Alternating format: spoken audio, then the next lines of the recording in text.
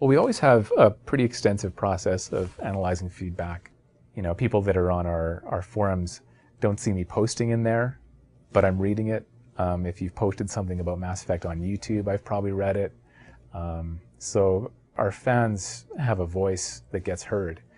And it's usually a process that we do, you know, obviously throughout a game, but especially once we've shipped something. For a couple of months, we shift into a period of really listening to what people are saying, and trying to understand it and analyze it. Because what we don't try to do is just build exactly what people tell us we should build, because then there's no surprise in it, and it's not necessarily exactly what they would want.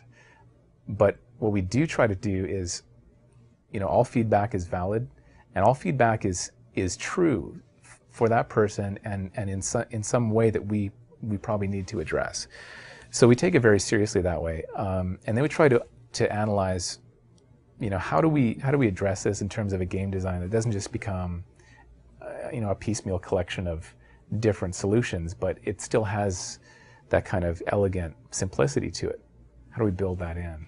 And then that's kind of how we try to build our next game. When we shipped Mass Effect 1, the first thing that we did was we took all the feedback that we could find, all the reviews, the forum stuff, and we literally started cutting and pasting comments. And so we had like one file that had all the positive comments and one that had all kinds of critical comments.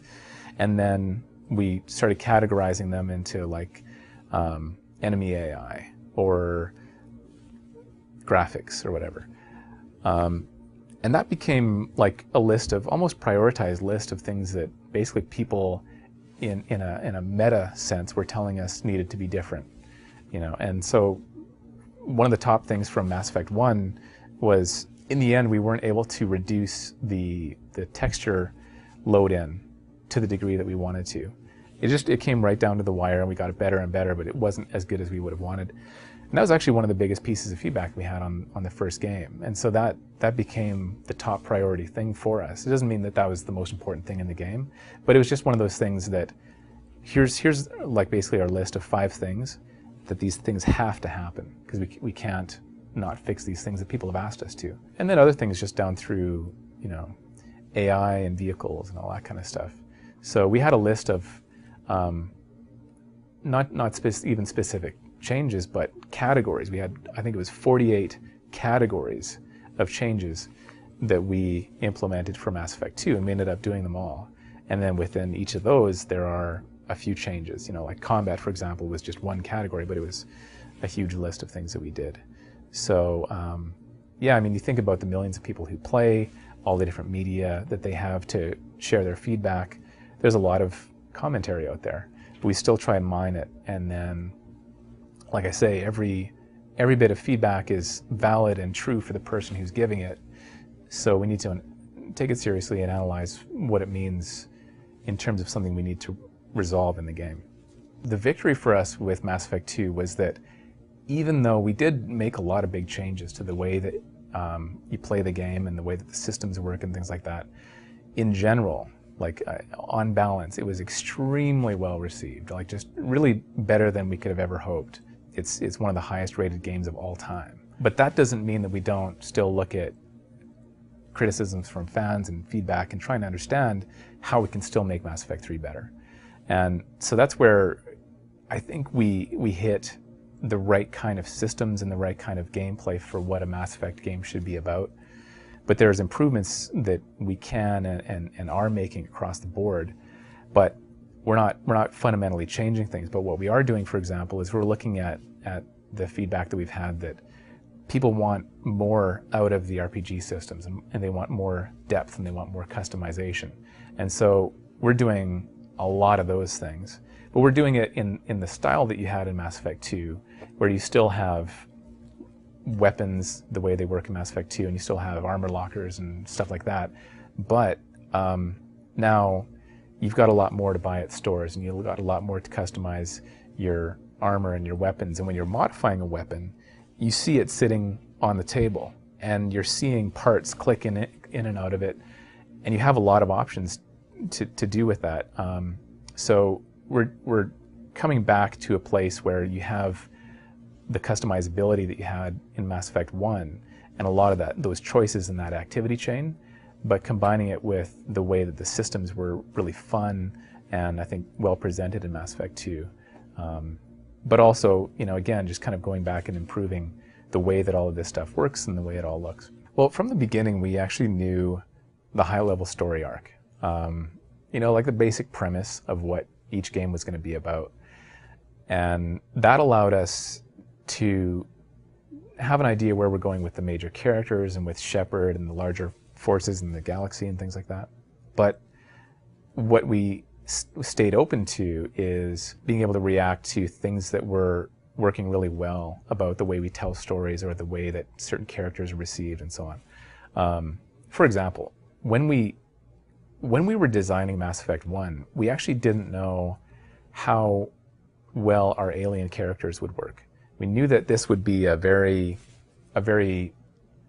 realistic looking game by comparison to Xbox games, which is what we were coming out of, and we were thinking, what's the next Xbox going to be capable of, because it didn't even have a name at that point. And so we're trying to visualize what is possible with these characters. And one thing that we thought at the time was, we're going to create digital actors, and we had an idea for how well those would work.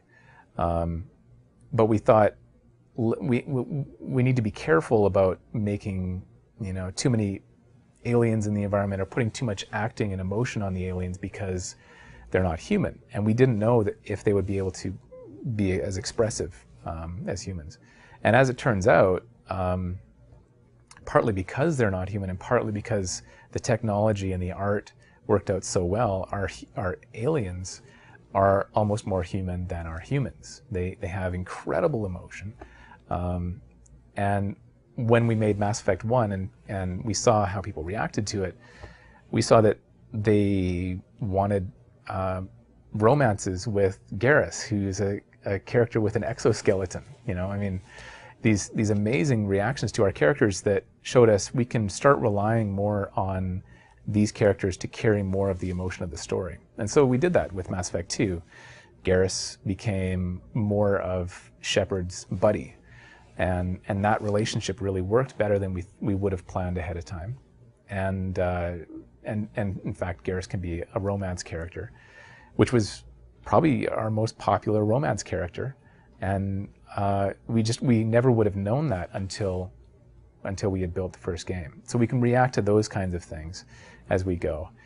But knowing kind of where things are going allows us to put it in a context where it's still all going to fit. It's not like we have to come up with some crazy new excuse to start a new story. It's all kind of there.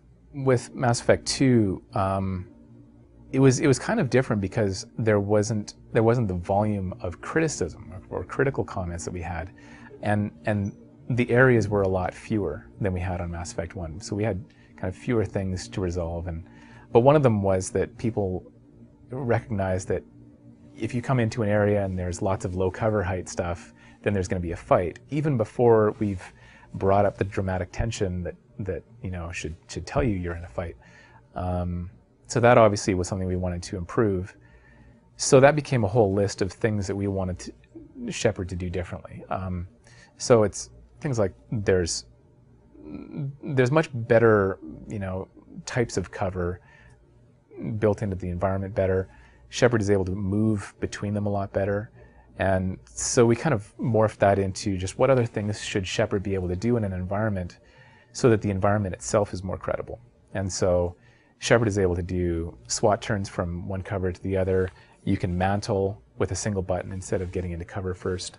You can climb things, you can fall down things, and it's very much a much more free-form environmental exploration thing while you're in combat. And then also just the idea of, to further break the idea that you see a little battlefield and you know you're going to have a fight, we're doing a lot more redirects in terms of the level. So you see an area and you think, okay, I'm going to go through here and maybe have a fight. You might not actually ever get to that area because something amazing will happen and the floor breaks through and now you're in the basement, or you're you're going through a cave and it gets blocked off, and just constantly redirecting the player so that you kind of build a sense that anything could happen versus building in a sense of security and kind of knowing what's going to happen next.